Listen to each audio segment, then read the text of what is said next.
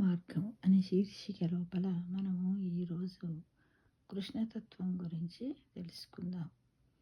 ఎవరి కర్మకు వారే బాధ్యులు అని శ్రీకృష్ణ పరమాత్మ మనకు చెప్పాడు. భగవద్గీతలో చాలాసార్లు చెప్పారు. ఎవరి కర్మ చేస్తే ఆ కర్మకు తగ్గ ఫలితాన్ని అనుభవిస్తారని, కర్మ చేసే ఫలితాన్ని కోరొద్దని కూడా చెబుతాడు. అయితే దేవకి అడుగుతుంది, 14 సంవత్సరాల తర్వాత కంసుడిని వధించి తన కన్న తల్లిదండ్రులను విడిపించిన కన్నయ్యతో కన్నయ్య కన్నయ్య అని కృష్ణయ్య కన్న తల్లి దేవి మాత అడుగుతుంది దేవకి. నన్ను చేరుకోవడానికి నీకు ఇంతకాలం పట్టింది ఏంటి కన్నయ్య, ఏంటి కృష్ణయ్య అని అంటే, శ్రీకృష్ణుడు ప్రసన్న వదనుడై కన్నయ్య ఈ విధంగా చెప్తున్నాడు. ఏమని? తన మాతకి సెలవిచ్చాడట. ఏమని? అమ్మ, నువ్వు గత జన్మలో కైకేయిగా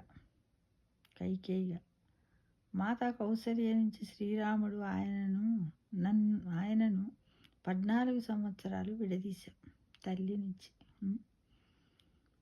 మరి అప్పటి కౌసల్య మాత అనుభవించిన వేదన నీ కర్మ సిద్ధాంతం ప్రకారము నువ్వు ఈ జన్మలో అనుభవించావా లేదా? నేను దూరమయ్యి అన్నాడు.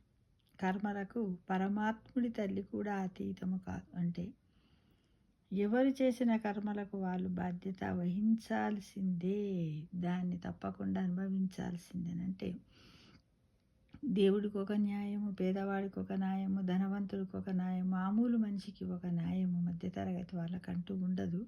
భగవంతుని దృష్టిలో అందరూ సమానమే. కాబట్టి ఎవరు చేసిన కర్మకు వాళ్ళే బాధ్యులవుతారు. కాబట్టి కర్మ చేసే ముందు మంచి చెడులను, నిజాయితీని, ధర్మాన్ని ఇవన్నీ దృష్టిలో పెట్టుకొని చెయ్యాలి. కానీ ఎవ్వరూ చూస్తలేరు కదా అని మనము ఎన్నో తప్పులు చేసుకుంటూ పోతే మనల్ని చూసేవాళ్ళ పరమాత్ముడు అనేవారు ఒకరు ఉన్నారని, దాన్ని మనం ఎప్పుడో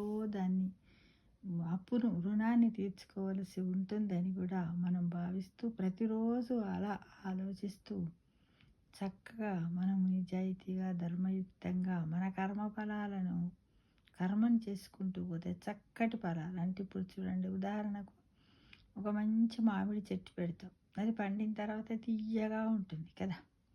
కానీ ఇలానే మనము పెట్టేటప్పుడే మనము పుల్లటి చెట్టు పెట్టామనుకోండి, పెడితే అది పండైనాక కూడా కొన్ని పుల్లగా ఉంటాయి. అంటే దాని యొక్క జాతి లక్షణం కదా.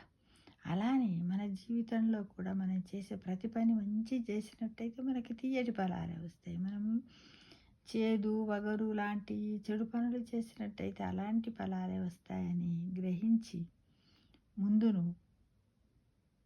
మనకు తప్పకుండా అవి మనం తినాల్సే ఉంటుంది అనేది ప్రతి మనిషి ఆలోచించుకోవాలి మిత్రమా. అలా ఆలోచించుకుంటేనే మనము ఈ భక్తి మార్గము లోపల మనమేంటిది, మన జీవితం ఏంటిది, మనం ఎందుకు జన్మెత్తాము, ఎందుకు, ఏమిటి, ఎలా ఉండాలి, ఇన్ని రోజులు ఎలా ఉన్నాము, ఇప్పుడు ఎలా ఉండాలి, ఎలా మోక్షాన్ని పొందుదాము, ఏంటి మన అర్థం ఏంటిది, మన జీవిత పరమార్థం ఏంటిదని తెలుసుకున్నవాడే నిజమైన మానవుడని నా ఒపీనియన్ మిత్రమా.